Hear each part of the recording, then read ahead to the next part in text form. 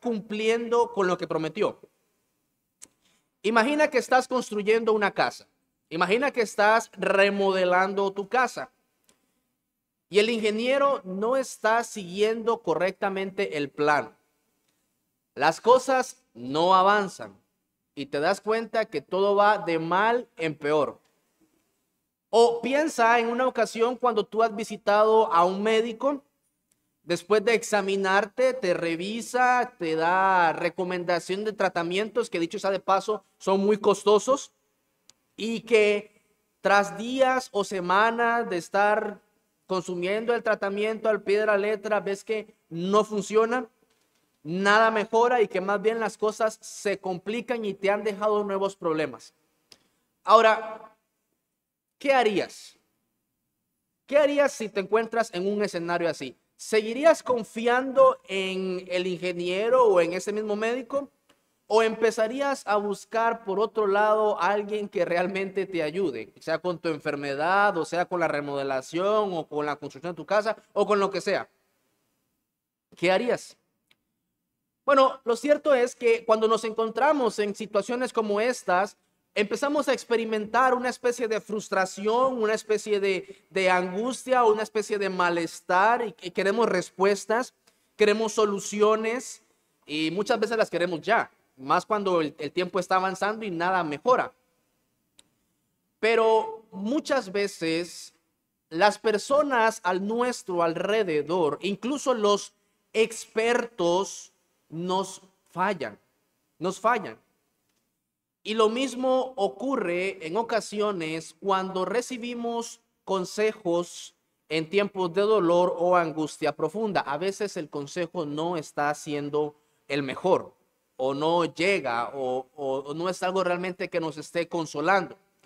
Bueno, esto es exactamente lo que le ha pasado a Job desde el capítulo 4 hasta el capítulo 11 que hemos estado estudiando y ahora vamos a estar viendo el capítulo 13. Como Job, tras escuchar el consejo de sus amigos, de Elifaz, de Bildad y por último de Zofar, no encuentra que estos expertos realmente le estén dando una solución que se aplique a su problema y por lo tanto él decide una vez más llevar su caso directamente ante Dios. Él no se está conformando con las palabras vacías ni las explicaciones superficiales que sus amigos le han estado brindando. Y a pesar de su sufrimiento, Job sigue buscando respuestas, pero ahora las va a buscar una vez más en el lugar donde cree que las puede encontrar. Y este es Dios mismo. Es Dios mismo el que tiene las respuestas que Job realmente necesita. Y más adelante vamos a estar viendo de que Job pregunta, ¿por qué? ¿Por qué? ¿Por qué? Y en el capítulo 40 más o menos Dios le dice, mira, yo te voy a decir por qué cuando tú me respondas esto. Pero hasta este momento no hemos llegado ahí. Así que vamos a quedarnos en el capítulo 13, del 1 al 19. Ahora, en nuestro primer encabezado que vamos a estar estudiando en la mañana de hoy, los versículos del 1 al 12, vemos cómo Job se dirige puntualmente hacia sus amigos y él les da una reprensión. Lo primero que vamos a encontrar en los versículos 1 y 2 es que el conocimiento que ellos le están brindando no es diferente al que él ya tiene. Versículo 1 y versículo 2 dice, he aquí que todas estas cosas han visto mis ojos y oído y entendido mis oídos. Ahora, ¿qué cosas son las que se refiere Job aquí? Bueno, se refiere a las cosas que vimos la última vez en el capítulo 12, acerca de que él ha visto cómo los malos prosperan, él ha visto cómo los justos sufren, él ha visto cómo la gente perversa llega a verse prosperada. Y puntualmente, los amigos de Job le han dicho, Job, los buenos, a las personas buenas les pasan cosas buenas y a las personas malas les pasan cosas malas. Ahora, déjame preguntarte algo. ¿Tú conoces a personas malas que le han pasado cosas buenas? ¿Has visto personas perversas que lejos de morir o enfermarse o estar en angustia, más bien prosperan? La historia de la humanidad está llena de esos ejemplos, de esos casos, cómo grandes dictadores se han levantado y han muerto lleno de años, con mucha riqueza y nunca les fue mal. Y dice Job, yo eso lo he visto, yo eso lo he oído. Y los amigos de Job dicen, Job, eso no puede ser. A los malos les pasan cosas malas, a los buenos les pasan cosas buenas. Y él argumenta todo esto que les he dicho, y él dice en el versículo una vez más, 1, he aquí que todas estas cosas han visto mis ojos y oído y entendido mis oídos. Él, Job, puntualmente está hablando acerca de las obras de la providencia de Dios. Ahora, mis amados, no es suficiente hablar sobre Dios. Dice Job, eso lo puede hacer cualquiera. Lo puede hacer cualquiera. Ahora, note lo que dice en el versículo 2. Como vosotros lo sabéis, lo sé yo. No soy menos que vosotros. Cuando Job le dice a sus amigos, lo que ustedes saben, yo también lo sé, no solo está afirmando ser igual intelectualmente, también está admitiendo que tienen una teología muy en común. O sea, lo que ustedes me están diciendo no es algo realmente nuevo para mí. Pero, la situación en conflicto es cómo aplico esto a mi situación. ¿Cómo aplico lo que ustedes me están diciendo a mi situación actual? Donde yo no encuentro realmente qué es lo que está pasando y por lo cual yo estoy sufriendo.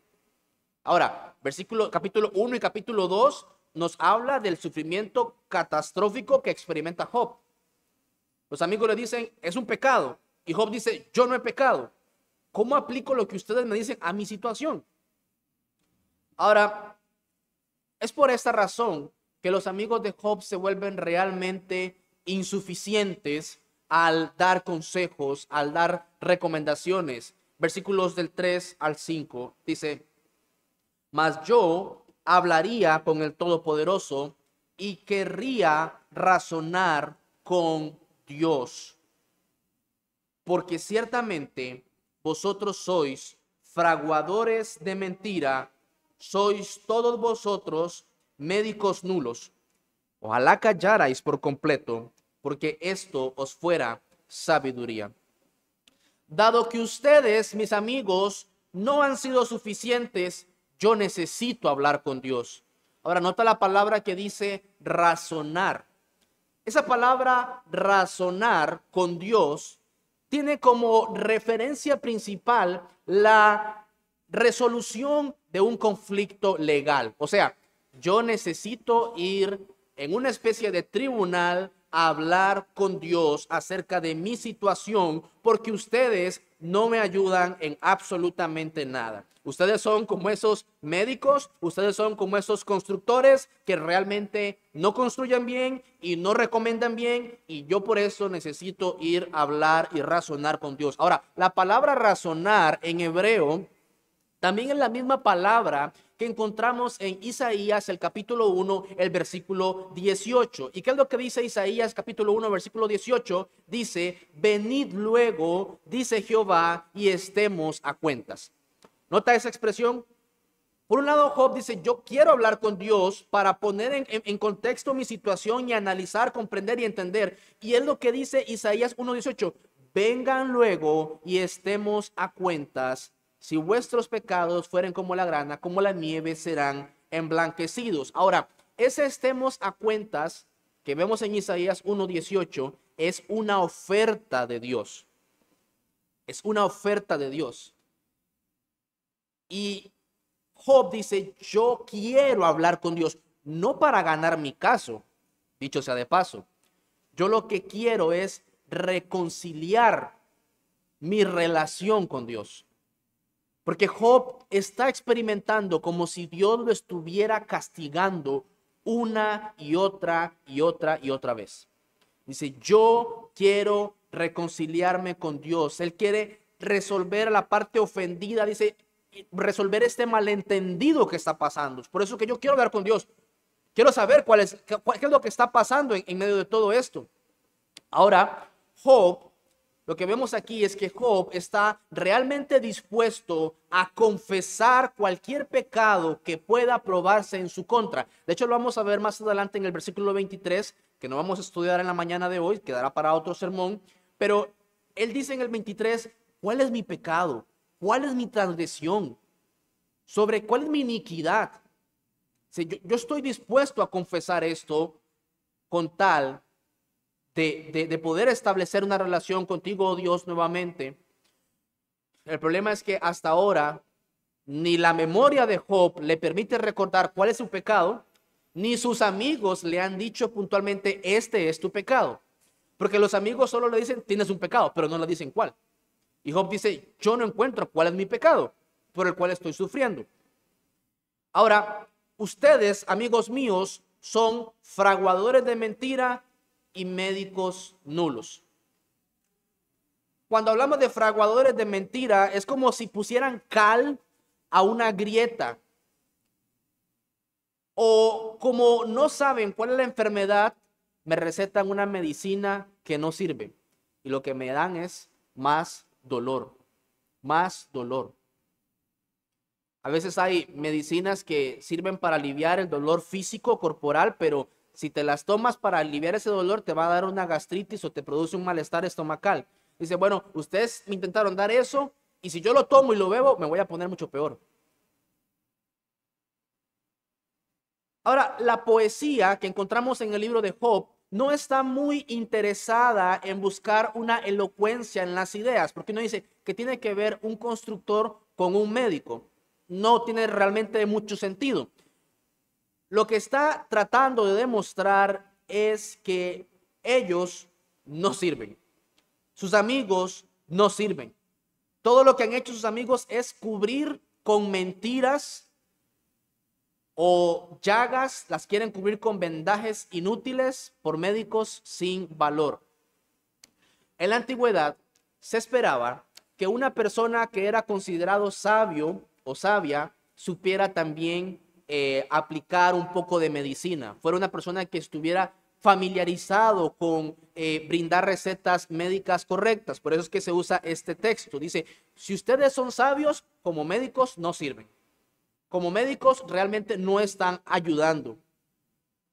Cubren su ignorancia, dice Job. Ustedes no saben qué es lo que me está pasando y ustedes para no verse tan ignorantes, cubren su ignorancia al diagnosticar una enfermedad imaginaria y recetan una cura inútil. Mejor, dice Job, mejor es que se hubieran quedado callados. En el versículo 5. Ojalá callarais por completo, porque esto os fuera por sabiduría. Mira, cuando ellos llegaron a consolar a Job, se quedaron callados por 7 días. Hubiera sido mejor que se hubieran quedado callados todo el resto del tiempo. Lo mejor que podían hacer ante su caso era callar. Al menos esto hubiera sido un signo de sabiduría. ¿Por qué? Porque si me quedo callado hubiera sido algo de sabiduría. Porque reconocerían o hubieran demostrado de que no encontraban cuál era el problema que estaba pasando Job. Y mejor dicen, aquí hay algo que no podemos entender, mejor quedémonos callados y esperemos hasta que Dios nos muestre qué es lo que realmente está pasando. Pero empiezan a hablar de Dios, empiezan a hablar acerca de Dios, cómo es que Dios está obrando y se entorpecen y se enredan y pecan. Ahora, antes de continuar con el texto, hay varias cosas que tenemos que considerar con respecto a esto. Y es puntualmente aquellas personas, o mejor dicho, cuando hablamos demasiado. Miren, mis hermanos, el Proverbios 17, versículos 27 y 28 nos habla de que aún el necio cuando calla es contado por sabio. Aún el necio cuando calla es contado por sabio. ¿Usted ha visto cuando usted está disciplinando o corrigiendo a su hijo y que empieza a refutar y a refutar y a refutar y a excusarse y a excusarse? Mira, lo mejor es que se quede callado, que reconozca su maldad que ha fallado, y si se queda callado está diciendo que está mostrando un poco de sabiduría. Aún el necio cuando calla es contado por sabio. Miren, mis amados hermanos y amigos que nos visitan, muchas veces lo mejor es quedarte callado. Lo mejor es quedarte callado. El proverbio nos muestra que hay por lo menos 3 beneficios si tú logras quedarte callado. Es lo mejor si no tienes nada valioso que decir, es mejor que te quedes callado. 2, te da la oportunidad de escuchar y aprender. De hecho, más adelante encontramos a un muchacho que estaba ahí, no aparece con estos 3, y él dice, yo me quedé callado esperando a ver a qué horas ustedes decían cosas de sabiduría, porque yo quería aprender. Como dice Santiago capítulo 1, versículo 19, todo hombre sea pronto para escuchar, tardo para hablar. El problema es que en esta generación somos prontos para hablar y tardos para escuchar. Si tú logras quedarte callado por un momento, escuchar, dice otro beneficio que habla este proverbio es, le da algo en común con los sabios. Eres sabio si logras quedarte callado. Ahora, esto es realmente muy necesario en nuestra vida diaria como cristianos. Dice la escritura, estad quietos y conoced que yo soy Dios. Estad quietos y conoced que yo soy Dios. Mis hermanos, cuando estamos orando, a veces hablamos más de la cuenta, cuando más bien deberíamos estar quietos y escuchar cómo es que Dios está orando, qué es lo que Dios nos dice en su palabra, cómo debemos orar, de hecho, delante de Él. Decía alguien una vez que a orar se aprende. No se trata de venir y presentar un montón de situaciones delante de Dios, se trata de venir ante Él con reverencia, en humildad, en sumisión. Asegúrese, decía un comentarista, asegúrese de utilizar momentos de silencio para pensar y escuchar, para que así cuando usted hable, tenga algo realmente importante que decir y no simplemente hablar por hablar. En esta generación hay un continuo deseo por ser escuchado, por hablar, por presentar y defender nuestro caso como el mejor. Nuestra generación es rápida para hablar, es más rápida para hablar que para escuchar y meditar. Mis hermanos, esto no es bueno. Es verdad que en ocasiones debemos hablar y tenemos que alzar la voz, pero necesitamos escoger nuestras palabras con mucha sabiduría. No sea que queriendo ser sabios, seamos necios. De hecho, más adelante los amigos de Job serían juzgados por Dios porque hablaron de más y fueron previamente advertidos por Job. Era mejor que se quedaran callados. En otras palabras, escoge tus batallas. Escoge tus batallas. Ahora, habiendo dicho esto, Job le da unos consejos a sus amigos, versículos del 6 al 12. ¿Por qué Job le dice quédense callados? Bueno, versículo 6. Oíd ahora mi razonamiento y estad atentos a los argumentos de mis labios. ¿Hablaréis iniquidad por Dios? ¿Hablaréis por él engaño? ¿Haréis acepción de personas a su favor? ¿Contenderéis vosotros por Dios? ¿Sería bueno que él los escudriñe? ¿Os burlaréis de él como quien se burla de algún hombre? Él os reprochará de seguro si solapadamente hacéis acepción de personas. Job les dice, vean, ustedes están intentando defender a Dios en sus propios razonamientos. Afirman estar defendiendo a Dios, pero ustedes lo hacen sin verdad. De hecho, muestran favoritismo, parcialidad de parte de Dios. ¿Cuándo mostraron ellos favoritismo? Bueno, cuando dijo, los buenos les va bien, a los malos les va mal. haciendo lo posible para presentar a Dios bajo una buena luz. Cuando Dios, dice Job, cuando Dios descubra que han usado falsedades para hacerlo ver bien, Él se enojará con ustedes. Y más adelante lo vamos a ver así. ¿Contenderéis vosotros por Dios, dice, con falacias y preconcepciones contra Job antes del juicio? O sea, ustedes están peleando conmigo como si fuera Dios el que está peleando conmigo, y ustedes están hablando por Dios. Ellos estaban acusando a Job y estaban hablando en el nombre de Dios y acusando a Job. ¿Notan lo grave que es hablar en el nombre de Dios y hablar falsamente? Dice Job, no soy yo el que está en peligro, son ustedes. Cuando se enfrenten a la majestad de este Dios indomable, estarán aterrados. Ustedes vienen y hablan.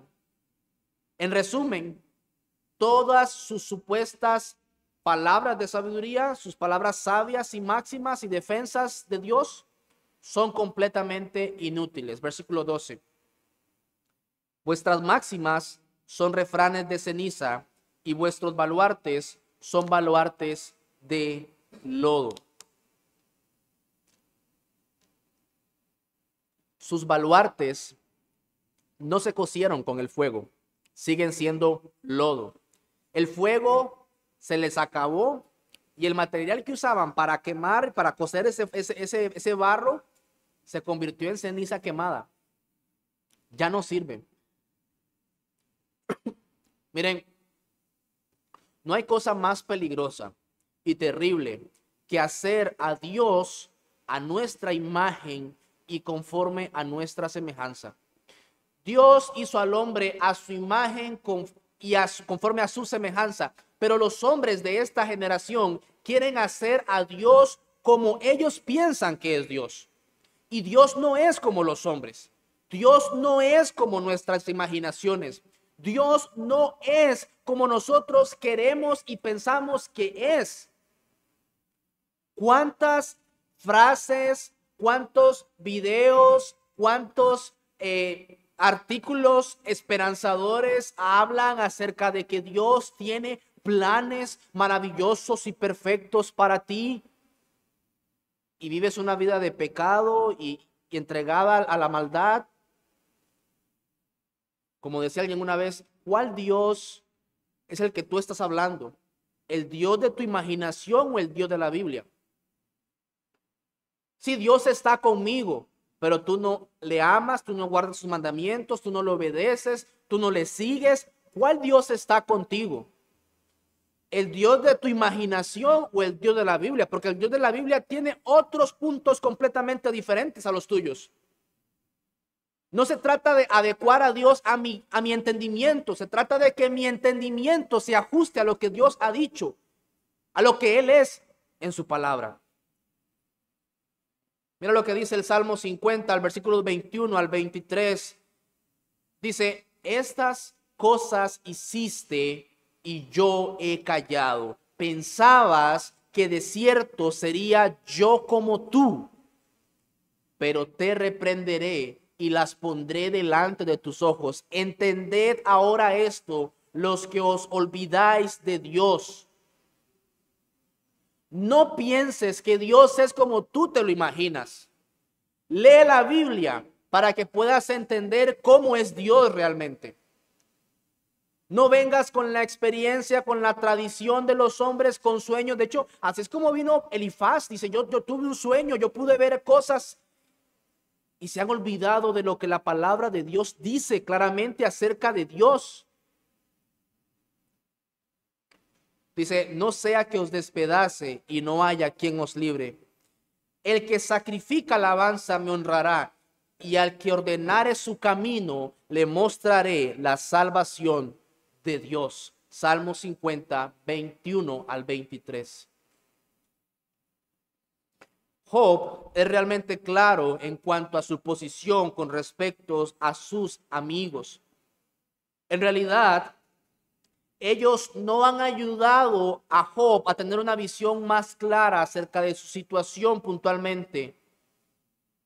Sin embargo, Job todavía tiene cosas que decirles a sus amigos sobre lo que él ha venido viendo y meditando, lo que nos lleva a nuestro segundo encabezado, versículos del 13 al 19. Y Job hace una declaración a sus amigos. Una vez más dice: escuchadme y hablaré yo, y que me venga después lo que viniere. Dice así: ¿por qué quitaré yo mi carne con mis dientes y tomaré mi vida en mi mano?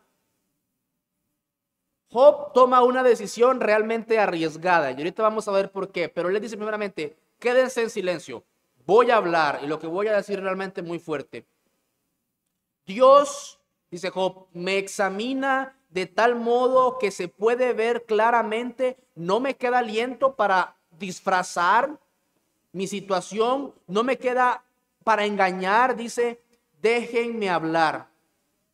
Ustedes no llevarán mi carga, es con Dios con quien yo tengo que tratar y es a Él a quien tengo que responder. Y en cuanto a las disputas que tengo con ustedes, las dejo allí para quienes pueden ser útiles, pero para mí no funciona. Y en el versículo 14, él dice: conozco los riesgos y las implicaciones de lo que quiero hacer y de lo que voy a decir. Versículo 14 una vez más dice: ¿por qué quitaré yo mi carne con mis dientes y tomaré mi vida en mi mano? ¿Qué significa eso? Job quiere hablar con Dios. Job quiere hablar con Dios, pero al querer hablar con Dios, él se expone a un peligro terrible. Él está llevando su caso ante el juez, rey, creador, todopoderoso, santo y perfecto. Y dice Job: yo sé lo que voy adelante de quién voy a ir. Dice, lo que dice el versículo 14 es que él sabe que se expone a un peligro. Tomo mi carne en mis dientes, dice. Esta expresión tiene el sentido de poner la vida en peligro. Es como la comparación de un animal, una fiera que ha agarrado a su presa y se la lleva para otro lugar, pero él sabe que alrededor hay un montón de depredadores que van a ir también por esa presa. Dice: yo tomo mi carne en mis dientes y voy, y sé el riesgo que corro al ir, al hablar con Dios.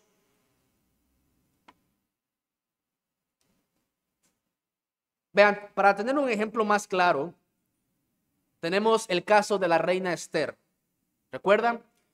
Dice que el rey había dicho, que había decretado que iba a matar a todos los judíos. Mardoqueo está llorando, el tío está llorando, está angustiado, está triste. Ella habla, ¿qué es lo que pasa? Él le explica: mira, esto y esto está pasando. Ve, habla con el rey para que esta situación no acontezca. Y la reina Esther dice lo siguiente: todos los siervos del rey y el pueblo de las provincias del rey saben que cualquier hombre o mujer que entra en el patio interior para ver al rey sin ser llamado, una sola ley hay respecto a él: ha de morir. Ha de morir.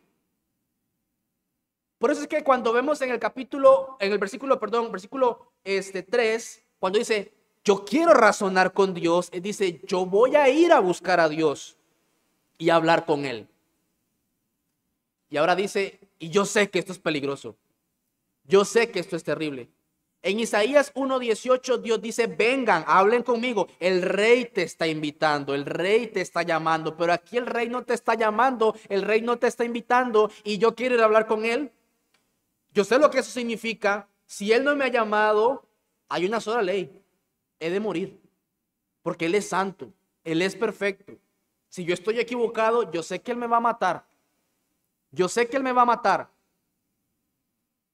Y Job, aún consciente de esto, aún consciente de la grandeza y la majestad, dice: yo quiero ir a hablar con él. Y nota lo que dice el versículo 15. Dice: he aquí, aunque él me matare, en él esperaré.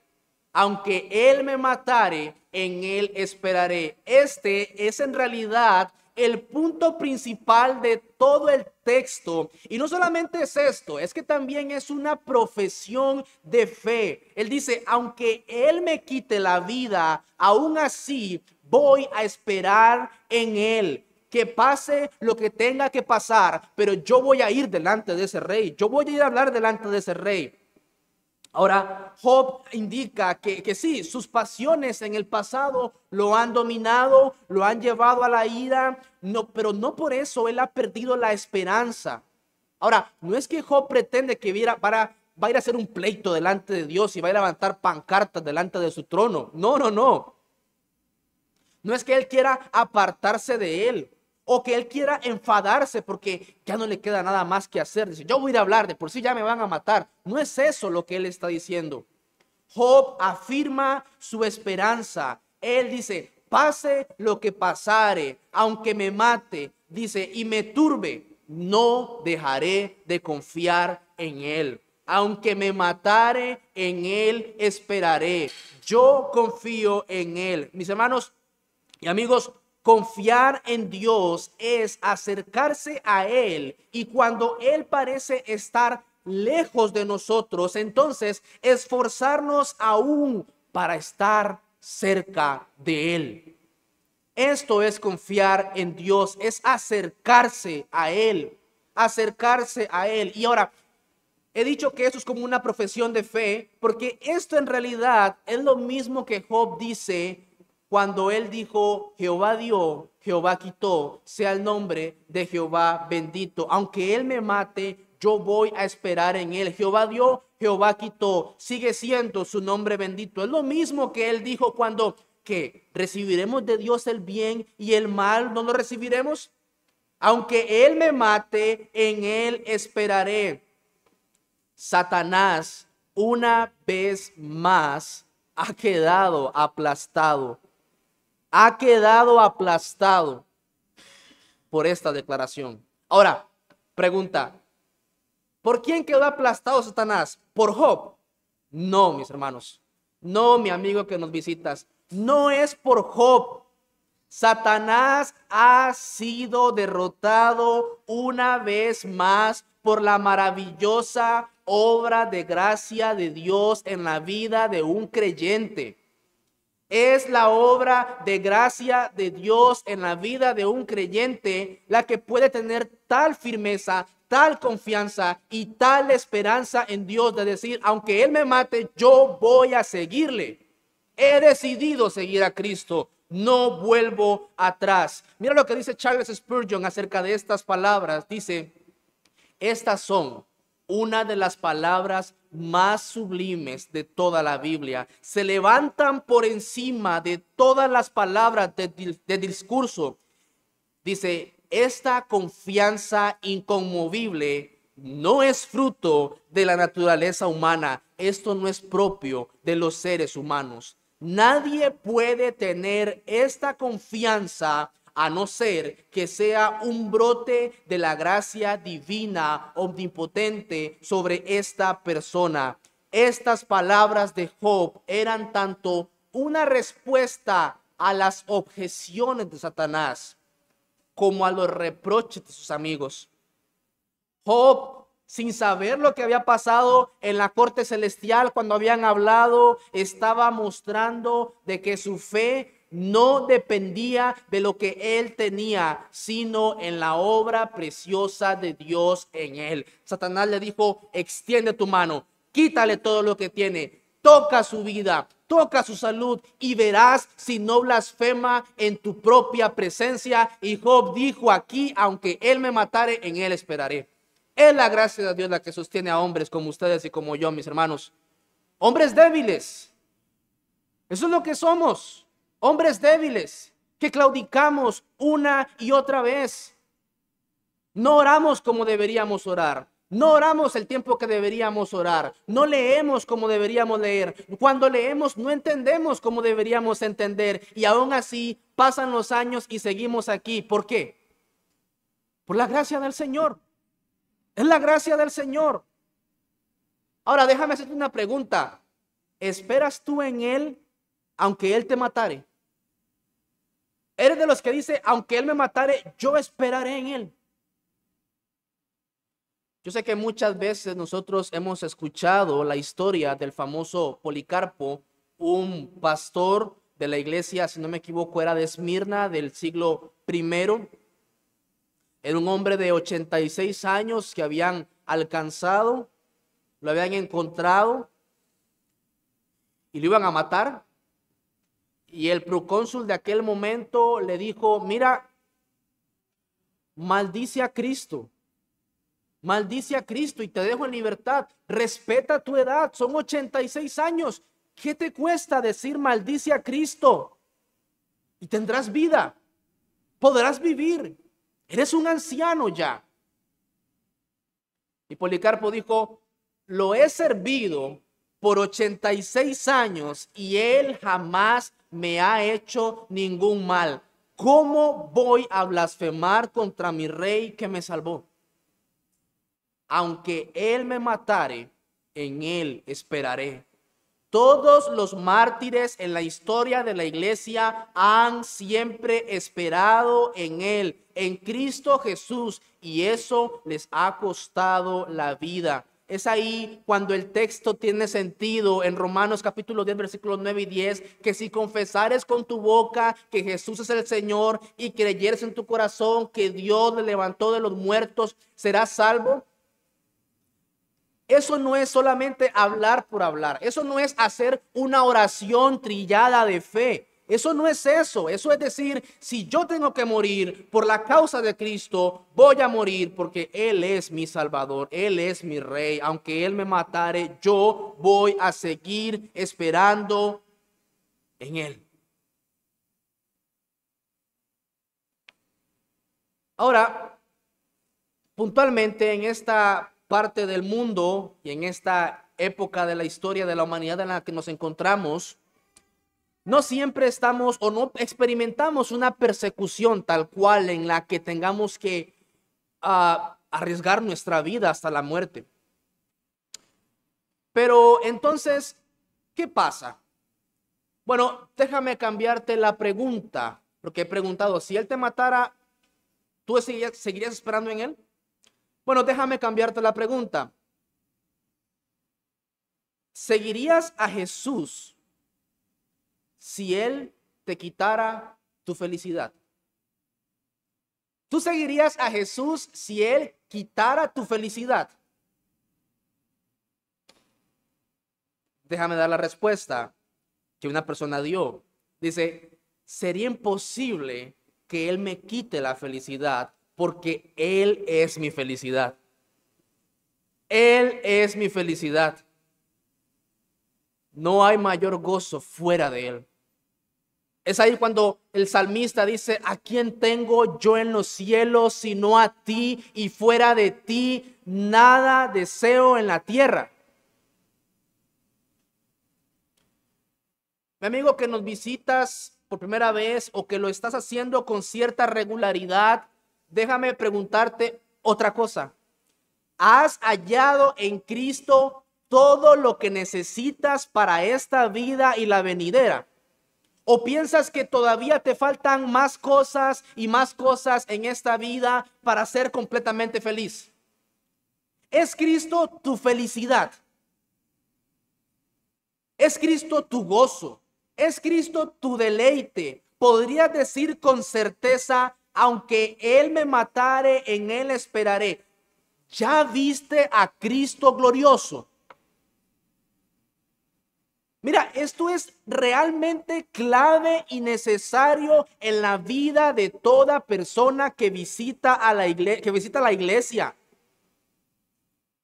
Esto es por esto que las personas que son miembros de una iglesia no es solamente porque vienen todos los domingos y cumplen esto y esto y esto. No es por eso que se hacen miembros realmente de la iglesia.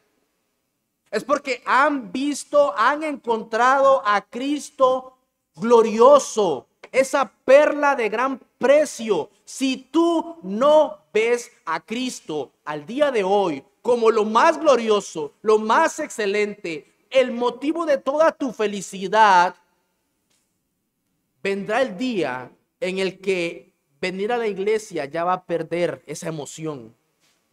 Vendrá el día en el que vendrán calamidades, vendrán pruebas o vendrán mejores ofertas, el mundo brillará más. Satanás se presentará delante de ti, te dirá, mira, todo esto te daré si postrado me adorares. Y como Cristo no es glorioso para ti, te vas a ir y vas a abandonar y vas a perecer.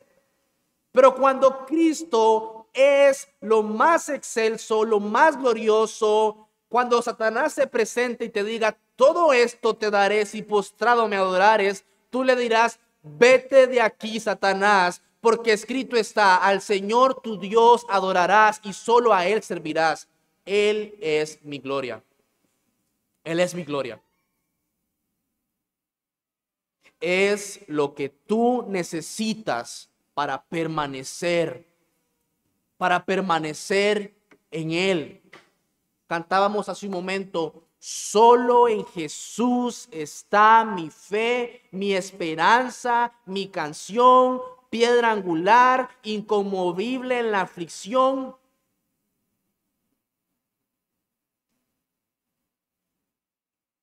¿Estás viendo a Jesús como lo que Él es? Si Cristo no es aún glorioso para ti, cualquier cosa en este mundo capturará tu atención y te apartará de Él. Tú necesitas a Cristo con urgencia. Y mis hermanos, nosotros también necesitamos a Cristo con urgencia. El problema de la idolatría es que te conviertes en lo que adoras. Tú te conviertes en lo que adoras. Ese es el problema de los ídolos, que tienen manos, no palpan, tienen ojos, no ven, tienen oídos, no oyen, no sirven para nada. Si tú ves a Cristo, lo ves glorioso y lo empiezas a adorar a Él cada vez más, adivina qué va a pasar. Vas a ser cada día más transformado a la imagen y semejanza de su Hijo Jesucristo. Esas luchas que tenemos en nuestro corazón, ese carácter, esa inconformidad, esa insatisfacción, es porque estamos perdiendo de vista a Cristo. Míralo a Él, mi amado hermano. Tú sigues necesitando a Cristo, no es que es una vez y ya. Es para siempre y siempre. Todos los días necesitamos a Cristo. Por eso los cristianos entendemos que no somos perfectos. Cuando le decimos a una persona una y otra vez, ve a Cristo en arrepentimiento y fe, ve a Cristo en arrepentimiento y fe, estamos evangelizando. Y decía Charles Spurgeon, el evangelismo no es otra cosa que un mendigo diciéndole a otro mendigo dónde encontró pan. Eso éramos nosotros, mendigos sin Cristo, pero hemos encontrado pan en abundancia y queremos que vayas a Él también en arrepentimiento y fe para que seas saciado. Sin embargo, el texto, versículo 15, no termina ahí. Nota lo que dice.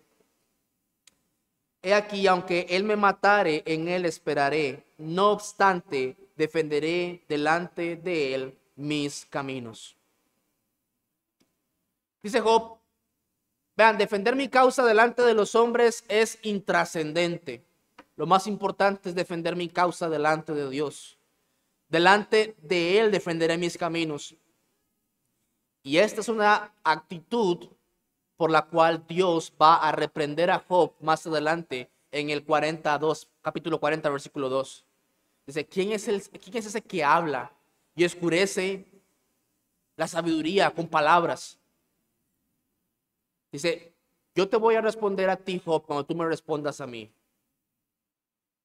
Ahora, es asombroso que Job diga esto después de haber hecho una fuerte afirmación de fe. La primera parte del versículo deja ver la fe de Job, pero la segunda parte deja ver la corrupción de la carne de Job.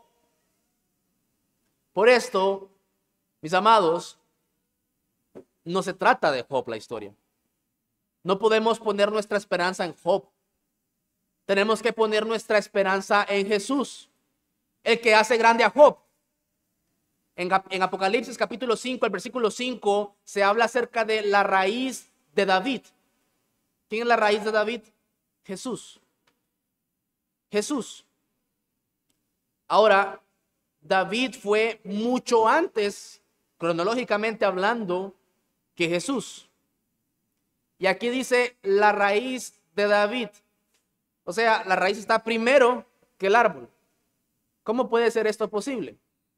Bueno, porque David, no es el que hace grande a Jesús. Es Jesús el que hace grande a David. Y esto es lo que pasa acá. No es Job el que hace grande a Jesús. Es Jesús por medio de su obra el que hace realmente grande a Job. Pero vemos a un hombre que tiene debilidades todavía.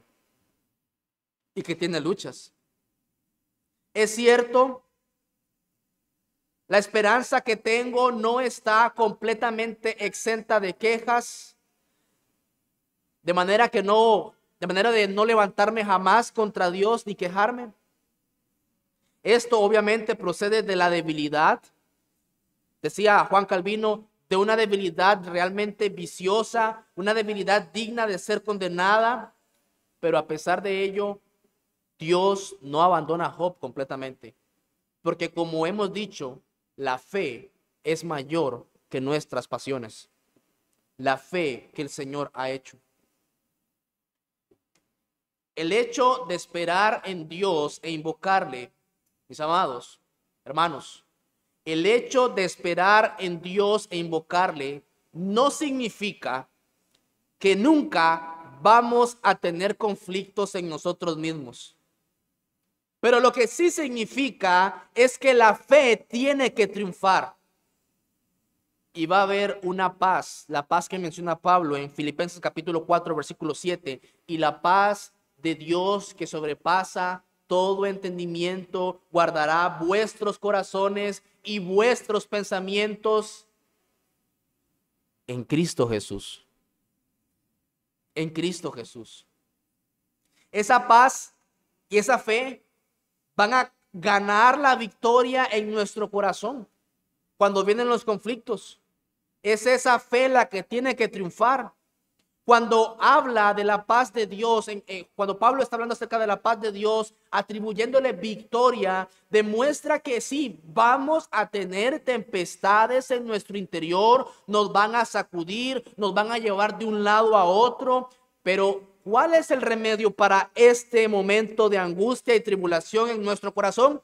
El remedio es la paz de Dios, que tiene que tener tal poder en nosotros que al final pueda mantener el control y que todas nuestras pasiones puedan ser dominadas. Entonces, notemos que confesando Job su esperanza en Dios, también él confiesa su propia debilidad, demostrando que no es tan perfecto como para nunca tener una falta que lo contradiga. Y Job sigue hablando, versículos 16 y 19, cuando dice, y él mismo será mi salvación, porque no entrará en su presencia el impío. Puntualmente su conciencia no lo acusa a Job, por eso confía de que Dios lo va a salvar. Esta es una expresión de confianza en el Señor, pero también es una certeza de condenación. Dice 16, no entrará en su presencia el impío, el pecador no arrepentido, el pecador que todavía sigue pecando. Mira, hay frases que salen por ahí y una de esas decía que Dios ama al pecador pero aborrece al pecado. ¿La han escuchado? Bueno, cuando Dios castiga y manda al infierno, al que va a mandar al infierno es al pecador, no al pecado. Dios a quien ama es al pecador arrepentido y que ha puesto su fe en Cristo Jesús. Ese es al que él ama. Dios rechaza a un hombre impío. Job, por otro lado, sabe que no lo es.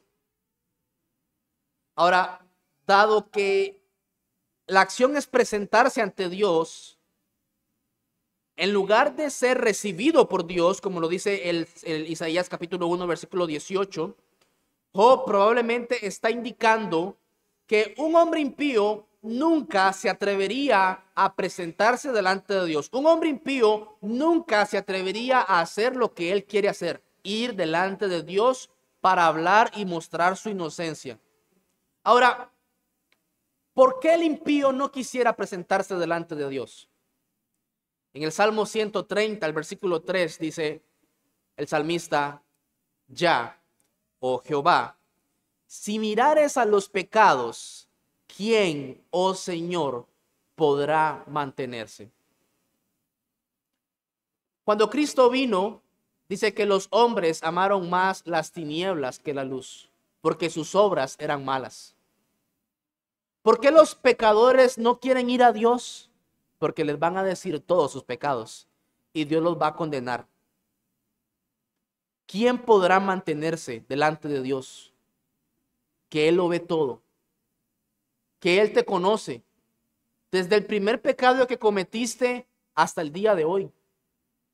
Ustedes han escuchado cuando una persona ofende a otro y le dice: tranquilo, con los días se le pasa, no se preocupe. Bueno, Dios no se le pasa con los días. Estás añadiendo con cada día ira para el día de la ira si no vas a Él en arrepentimiento y fe. ¿Por qué? Porque tú pecaste ayer, le ofendiste, el Señor te dio de su gracia común, te dio lluvia, te dio alimento, te dio vestido, te dio hogar, tú no le glorificas por eso, lo ofendes y al día siguiente haces lo mismo y el Señor sigue haciendo lo mismo. Estás pisoteando la gracia común del Señor.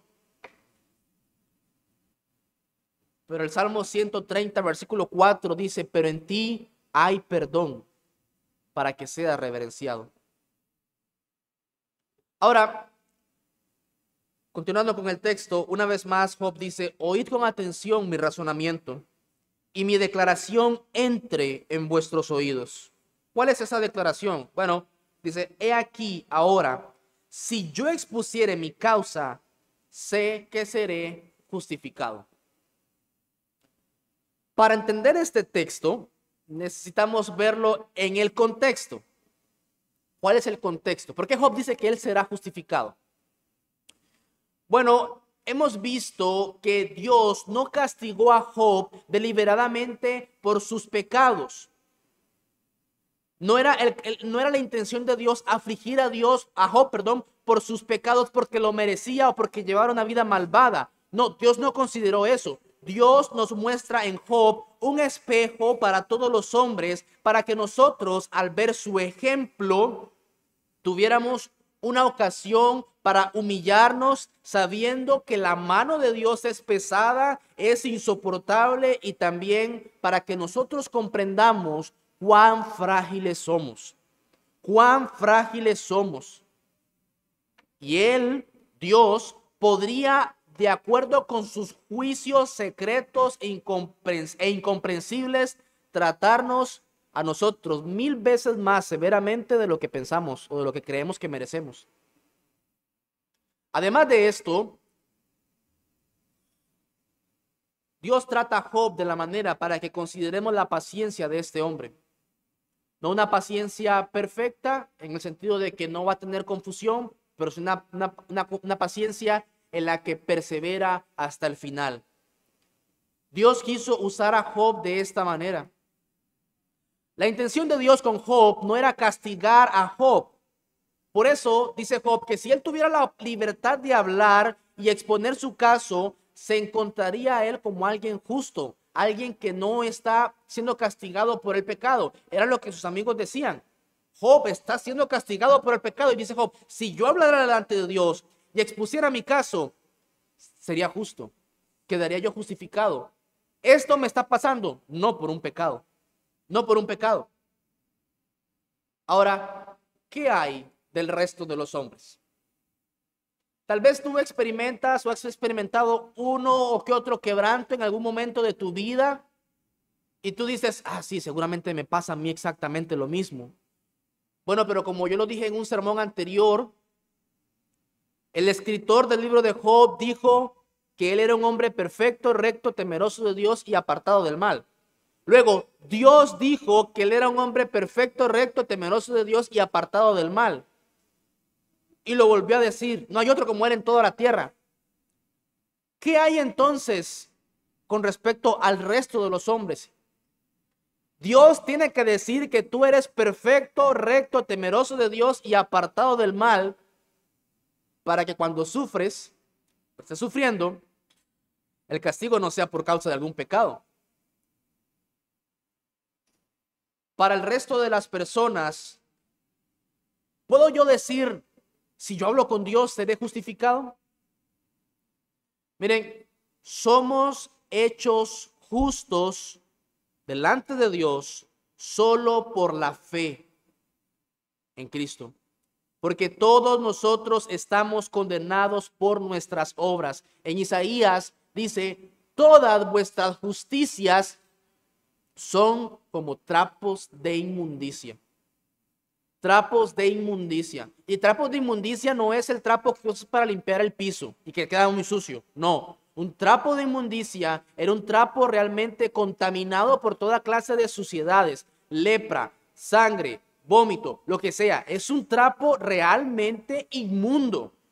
Todo lo bueno que tú intentas hacer para demostrar que eres una buena persona delante de tus vecinos, amigos, familiares, compañeros, esposo, esposa, padre, hijo, todas esas buenas obras que tú tratas de hacer para que la gente vea que eres una buena persona, dice Dios, delante de mí son trapos de inmundicia. Son trapos de inmundicia. Nosotros, por nosotros mismos, traemos condenación y maldición ante Dios. Debemos permanecer y permaneceremos confundidos. Por esa razón, se trata de pedir prestada una justicia que sea aceptable y aprobada por Dios. Esa justicia solo se encuentra en nuestro Señor Jesucristo, cuando Él nos viste con su propia justicia. Y esta se nos atribuye ante Dios. Dice la Escritura, aparte de la ley se ha manifestado la justicia de Dios, testificada por la ley y por los profetas, la justicia de Dios por medio de la fe en Jesucristo, para que todos los que en Él creen, porque no hay diferencia, por cuanto todos pecaron y están destituidos de la gloria de Dios, siendo justificados, ¿nota la palabra? Yo seré justificado, pero Pablo nos dice en Romanos, siendo justificados gratuitamente por su gracia mediante la redención. Redención, recuerdan lo que vimos acerca de que alguien que paga algo que yo no puedo pagar y me da esa libertad, mediante la redención que es en Cristo Jesús, a quien Dios puso como propiciación por medio de la fe en su sangre para manifestar su justicia, a causa de haber pasado por alto en su paciencia los pecados pasados, con la mira de manifestar en este tiempo su justicia, a fin de que Él, o sea, Dios, sea el justo y el que justifica al que es de la fe en Jesús. Job pide atención para lo que va a decir. Ya él ha dicho, yo voy a ser justificado porque estoy siendo castigado no por un pecado. Mira, tú necesitas no ser como Job, tú necesitas mirar a Cristo para ser justificado. Job, por otro lado, él está en su conciencia entendiendo que él no ha sido castigado por un pecado. Él está seguro de que Dios es justo y cuando él se presente le va a dar la razón. Pero ese es el caso de Job. Y al final del libro vamos a ver que sí es el caso de Job hasta el final, pero ese no es nuestro caso. No es nuestro caso.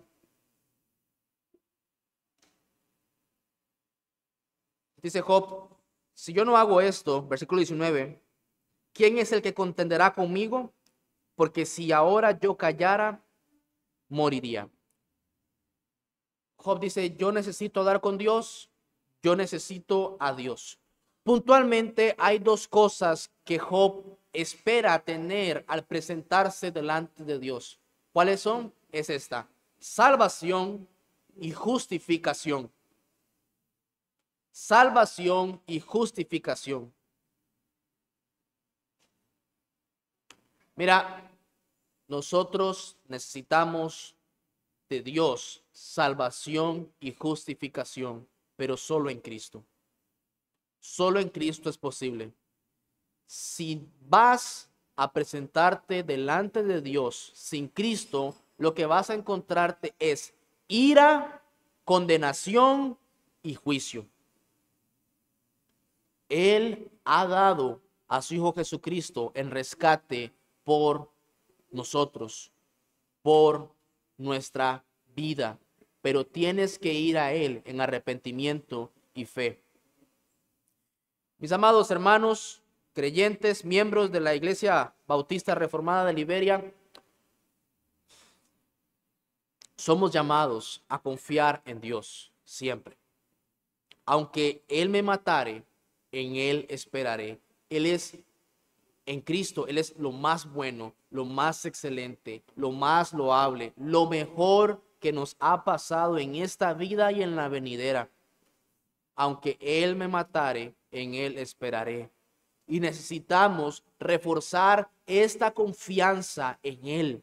Cuando estamos en angustia, cuando estamos en calamidad, cuando las cosas no salen como queremos, como deseamos, aunque Él me matare, en Él esperaré. Si lo que estás viviendo ahorita o experimentando ahorita no es lo que quisieras, pues aunque Él te matara, en Él tienes que seguir esperando. En Él tienes que seguir confiando. A Él tienes que seguir adorando. En Él tienes que encontrar deleite, contentamiento, gozo, paz. Esa paz que sobrepasa todo entendimiento. Y mi amigo que aún no has experimentado esto, ve a Cristo en arrepentimiento y fe. Que Cristo sea glorioso para ti, lo más glorioso que puedas imaginar y encontrar. Porque si no, si Él no es glorioso para ti, poco a poco vas a ir alejándote de Él, alejándote de esto que haces. Poco a poco las cosas celestiales pierden su brillo cuando la mira no está puesta en Cristo. Oremos. Dios eterno, gracias, Señor, por tu palabra. Gracias, oh Señor, por exhortarnos. Gracias por bendecirnos. Gracias por animarnos. Ayúdanos a poner siempre nuestra confianza y nuestra esperanza única y exclusivamente en Él. Ayúdanos a crecer, Señor. Aumenta nuestra fe. Te lo pedimos en el glorioso nombre de tu Hijo amado Jesucristo.